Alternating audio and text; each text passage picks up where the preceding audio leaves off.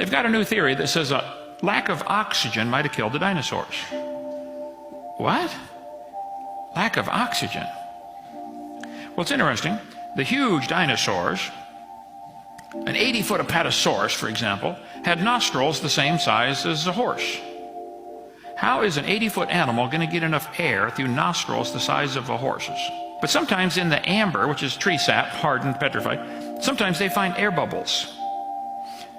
The air bubbles, when they suck them out and analyze them, are 50% more oxygen than we have today. The air we're breathing now is 21% oxygen. What if it was 35%? If the atmosphere originally was 35% oxygen and double the air pressure, just breathing would be exciting. Baby Jessica was 18 months old, and her left leg slipped down in a pipe. Her right leg came up behind her, and she did the splits. She slid down 20 feet inside an 8-inch pipe. She was down there for 2.5 days. They tore up the neighborhood trying to get that kid out of there, out of that pipe.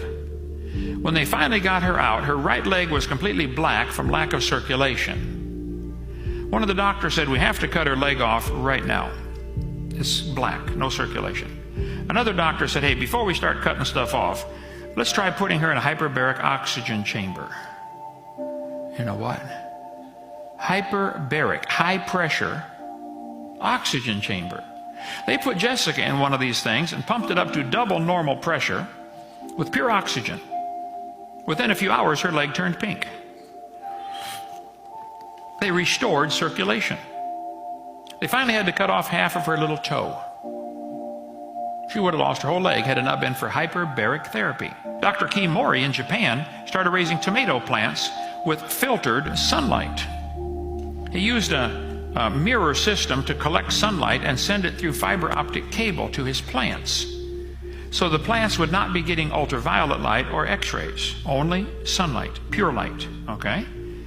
His tomato plant grew 16 feet tall and produced 900 tomatoes. This is one plant.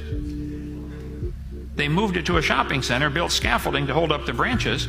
They said this thing might produce 10,000 tomatoes. It ended up growing over 40 feet tall and produced 15,000 tomatoes off one plant. They were cherry tomatoes, but his were coming off baseball size. I think maybe the whole earth was that way. I think it had not only a canopy to filter out the radiation, it had increased air pressure, richer CO2, pure gene code, better soil, and the birds chirping is what opens up the leaf cells so they can breathe in the morning. One guy got curious, why did the birds start chirping an hour before sunrise?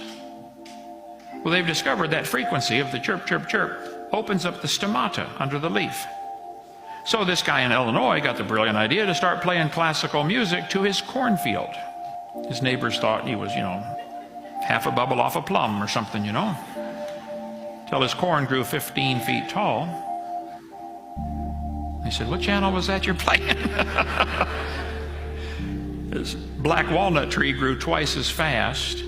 Just music.